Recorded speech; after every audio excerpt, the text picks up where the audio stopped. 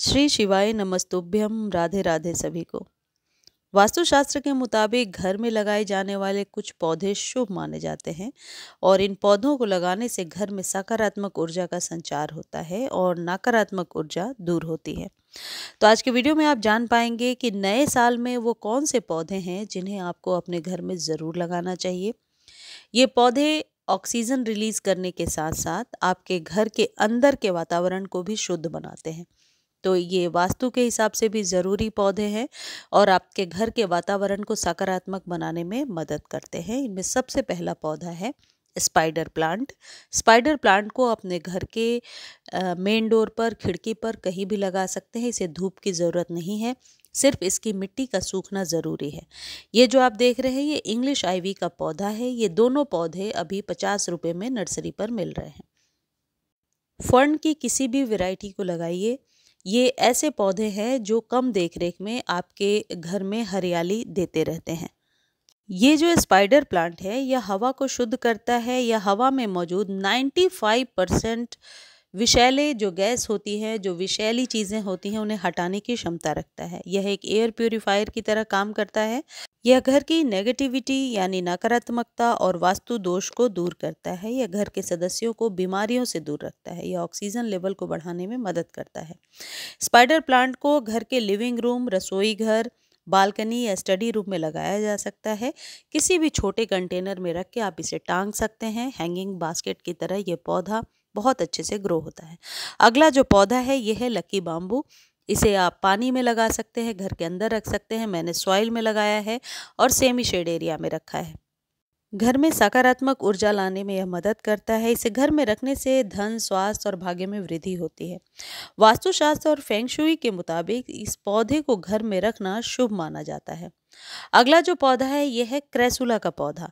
Crassula को हमेशा आप कोई भी कैल्शियम युक्त खाद देते रहेंगे या घर में जो चावल कुक करने के पहले जब हम वॉश करते हैं और उसका जो पानी निकलता है, जो मैं अभी डाल के आपको दिखा रही हूँ, इसके पानी से सींचते जाएंगे। जब भी पानी देना है यही वाला पानी देंगे तो क्रेसुला या इसी से मिलता जुलता जो जड़ का पौधा है वो हमेशा स्वस्थ रहेगा। पत्तियाँ बड़ी बड़ी चमकदार निकल करके आएंगी।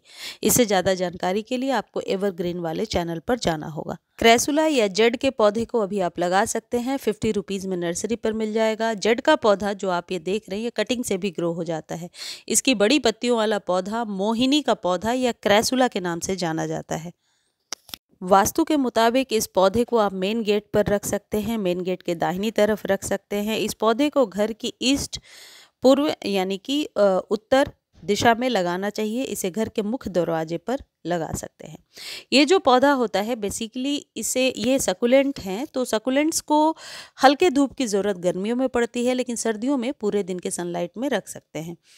ये एक शुभ लकी पौधा माना गया है, ऐसी मान्यता है। मैं ये जानकारी भी आपको कहीं से पढ़ करके ही दे रही हूँ।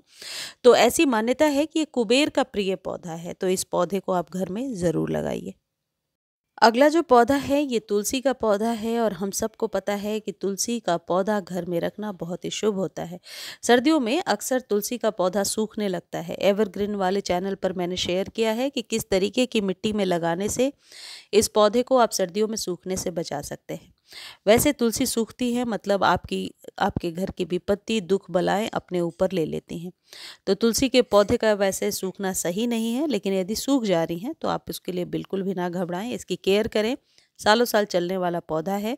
बीजों से बहुत आसानी से फरवरी में और बरसातों में इसे ग्रो किया जा सकता है।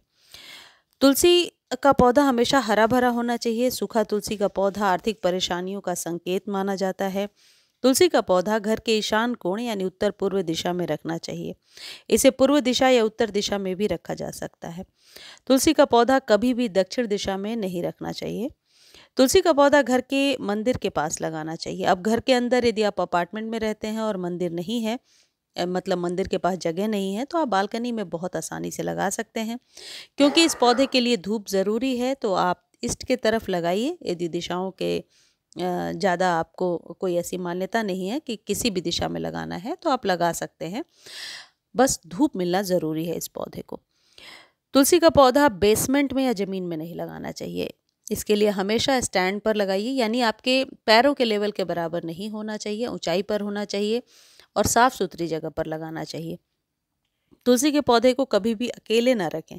इसे किसी एक पौधे के साथ या तो जोड़े में रामा श्यामा लगा लीजिए या केले के पौधे के साथ लगाइए। तुलसी की पूजा भी ज़रूर करते रहें।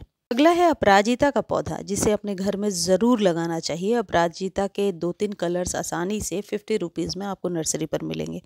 नए साल में इस पौधे को लगा लीजिए। दिसंबर का मंथ जो है पौधे के लिए फेवरेबल नहीं है, डोरमेंसी टाइम होता है इसका। लेकिन आने वाले समय में फ़ैब में इस पौधे को बहुत आसानी से लगा सकते हैं। ज़मीन में लगाएंगे तो लताओं वाला पौधा है, ऊंचाई में बढ़ता जाएगा, लेकिन बालकनी में गमले में भी बहुत आसानी से लगा सकते हैं। भगवान शंकर और विष्णु का प्रिय पौधा है और इसके फूल भगवान को अर्पित किए जाते हैं। अपराजिता का पौधा घर के मुख्य द्वार के दाहिनी तरफ में लगा सकते हैं। इसे उत्तर पूर्व दिशा में लगाना सबसे अच्छा माना जाता है।